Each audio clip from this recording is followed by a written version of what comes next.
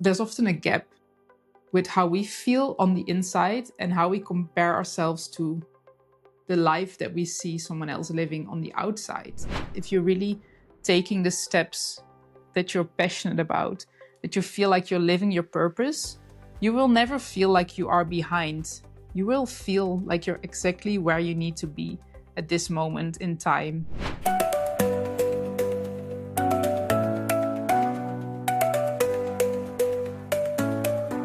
Hi, and welcome to Beyonder, the podcast. I'm your host, V.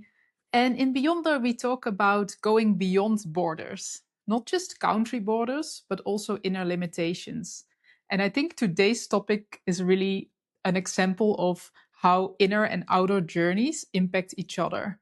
It's this question that I have often asked myself, and it came up in a coaching session this week again with a coaching client of mine. And I thought, okay, I think I should record an episode about this because I feel like it's something that people often think about and it can actually really impact your life. It's an inner journey we go into, but it impacts the outer journeys we take, basically. So it's this question of, am I behind? And if you're listening to this right now, I'm sure you can resonate with this question, and you probably have asked yourself this perhaps more than once.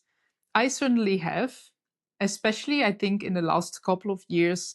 There have been so many changes in my life. Moving countries. 5 years ago, I started my business and I completely changed my career. All of those changes, and with every step I took, I wondered, okay, am I am I behind? Shouldn't I have started this years ago? Or can I still move countries and just start over and leave everything behind? And the answer is yes. I have never stopped myself when that question came up of, am I behind? I did go through those doubts, but took the steps, and that has been incredible. If you have followed my journey, you know that a couple of months ago, I moved back to Australia. And if I had listened to those doubts and felt like, oh no, I have to follow a certain timeline, I wouldn't have been here today. I would probably still have been in my corporate job. Maybe I would have thought that I had to, buy a house by now or start a family. And that's what we're going to talk about in this episode. The first thing, actually, let's just dive right into it. Is this vision that we have of, okay, my life has to go a certain way. And if it doesn't go that way, then I must be behind. And it's sort of like thinking about time in this linear construct, like there's a timeline that we have to follow. But who made up that timeline, right? If you really think about it, where does it come from? Yes, of course, I think you can think about a few options, right? Society, perhaps your culture, your family, where you grew up, all of that, your school, for example, all of that has formed how you think about how you have to live your life, the timeline that you have to follow. First you go to school, then you find a job, then you work hard to get promotions, then you can buy a house, perhaps start a family. Eventually you work until you're 60 or 70, depending on where you live. Then you retire, and that's the timeline of your life. But I know if you're listening to this podcast, if you resonate with what I've been sharing so far, that perhaps you want your timeline to look a little bit different. And perhaps now you're figuring out, okay, what is the next step in my life? Am I actually making the right choices right now? So perhaps that timeline that I just shared with you is not the timeline that you envision for your life. I certainly have not. And there's nothing wrong with that timeline if that's what makes you happy. But I think often we feel like very constricted by it. And it's often this realization that once we start to think about this, that we realize, okay, this is actually not exactly how life works. Maybe I want a couple of those things of this linear timeline, but maybe life doesn't happen in that order, right? For example, I moved abroad for the first time when I was 20. No one else around me did that. And, perhaps people thought it was a bad idea. Perhaps some people thought it was really, really exciting. But eventually I had to listen to myself and realize, okay, this is what I want to do in this phase of my life right now. So that's the first thing. It's often, if we think about this question of, am I behind? Where does it come from? It's often this timeline that we feel like we have to follow. And another thing related to that is that we often compare ourselves to other people's timelines and how other people live their lives. There's often a gap with how we feel on the inside and how we compare ourselves to the life that we see someone else living on the outside. So we compare our internal circumstances with the external circumstances of someone else. And of course, you get a mismatch then, because maybe it looks like this person is further ahead in life, if you would call it that way. But you also don't know the steps that person has been taken and also what's going on in the inside. If you compare your own doubts with someone else's highlight reel, there will always be a mismatch. And I've spoken about this in different episodes as well, that you don't know what's going on in someone else's life. And for example, on social media, you only see 1% of what is actually happening. So it can look beautiful. For example, if you follow me online and you see like, oh, she moved to Australia, it's such a beautiful place. And yes, that's part of my life right now, and I'm super grateful for it. But there are also other parts that are very challenging. If you have listened to my previous episode of how I ended up being stuck in Dubai, for example, I will link it to the show notes if you have missed it, so you can listen to that as well. But it's just an example of like, yeah, life happens. Life happens to everyone. And there's no linear timeline. It goes with ups and downs, and there's no specific order to follow. But if we start comparing ourselves to other people, then really this question can come up of like, oh, am I behind because this person is already doing that and that person is doing that, and it just creates more of this feeling of being behind and this feeling of lack. And related to that is the third reason why we often feel like we're behind. There's almost this fear within ourselves. You could almost call it FOMO, the fear of missing out, that makes you create this sense of urgency of like, oh, I have to do this now because I'm behind. I have to hurry. And I've been living with that feeling of rush for a long time. It's something that I've really worked on hard to get rid of and to really enjoy being more in the present moment. But there have been many years in my life, especially in my 20s, that I was like, oh, I have to work hard. I was climbing this corporate ladder, but also chasing this timeline and rushing as if I had to, catch the train. And I don't even know what the destination was of that train, but I felt like the faster I go, the better it is. And I feel like a lot of people live in this rush state without even knowing what the destination is. They feel like, oh, I just have to rush through life because otherwise I'm behind. Let me know which one of those three resonates the most with you. Is it this construct, this timeline that we feel like we have to follow, whether it comes from society or family or school? Is it this comparison that we often get stuck in, comparing our lives to other people's lives? Or is it perhaps this fear that creates a sense of urgency? And what can we actually do to reframe this for ourselves so that we don't feel like we are behind?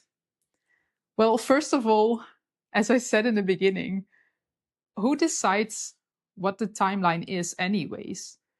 If you really think about it, time is just a construct.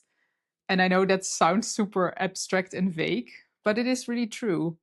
And I always find I realize this when I'm traveling, for example. So yesterday I was looking for flights for a vacation, and I looked up these beautiful islands, and I was checking like, okay, the flight time is about 5 hours from Sydney. But then I got so confused with the arrival time. And I was like, how can it be that the flight is only 5 hours, but I arrive almost a day later? It didn't make sense. And then I looked up the change in time zones and I realized, wow, this destination is, yes, it's only a 5 hour flight, but it's 20 hours behind. And it's just funny to me because it made me realize, like, yes, literally, we live in different time zones, but at the same time, we're living at the same time, right? Like, if you think about it, if you have a phone call with someone on the other side of the world in a different time zone, yes, you live in different time zones, but when you have this call, it's at the same time, right? And this can get super confusing if you think about it, but it's true. It's time in that sense is just a construct. Don't you feel like sometimes time just goes slower than other moments? For example, if you're really in the present moment, perhaps you're reading a book or you're just at the beach or whatever it is that you really feel relaxed and just really present in the moment, doesn't time just go much slower than when you are stressed and you feel like you have a lot of things to do and you're rushing from one thing to another thing and it feels like you never have enough time? Well, guess what? If you look at your clock, the minutes just go by at the same pace, right? It's always 60 seconds. So that in that sense, time is the same. But how we experience time can be very different in different moments. And this is also what happens when we have this feeling of, am I behind? Just realize for a moment, are you really behind? Or is this just your perspective? Is this just your experience of time? And it's something beautiful to reflect on. And another thing related to that is you're never too late. And I know this is like a very motivational cliche thing that I'm sure you have heard before with a quote like, it's never too late, but it is really true. And sometimes you just need that reminder of, okay, you're never behind because you are just living your own life. There's no one to compare yourself to because you are living your own life and you have that time that is for you. And it's about the choices you make.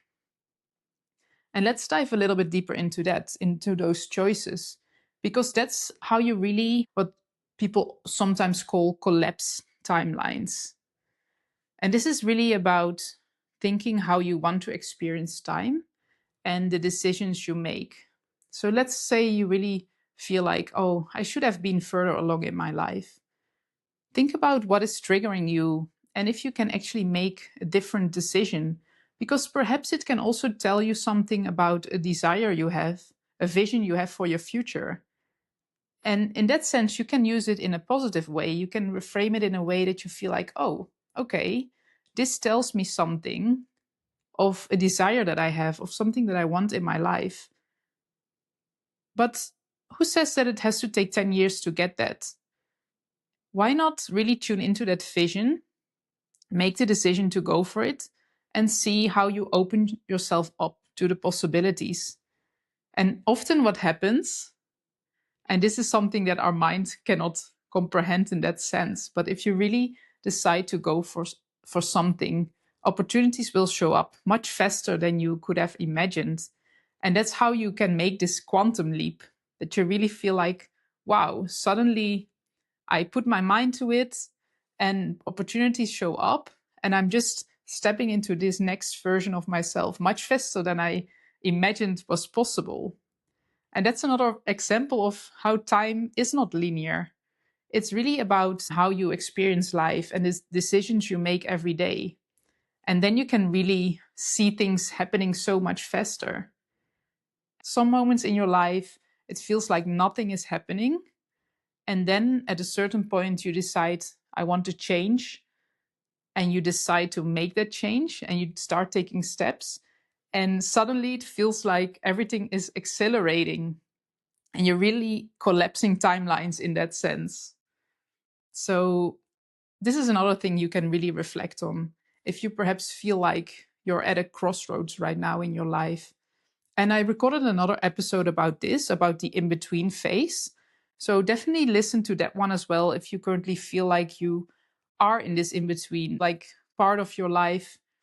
There's this old version of yourself in a way that you feel like, that's not really me anymore. But you also don't know yet what the next version of yourself could look like or what the next step in your life could be. I hope this episode made sense for you if you feel like this thought shows up often of, am I behind? And it can really bring you down. So I gave you some ideas how you can reframe this. And let me know in the comments if this resonated with you. I will also share some extra resources for you in the show notes so you can really work with this.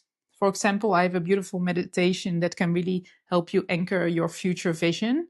And what I said before, how you can bring that towards you. I feel like if you really live in a way that feels aligned, if you're really taking the steps that you're passionate about, that you feel like you're living your purpose, you will never feel like you are behind.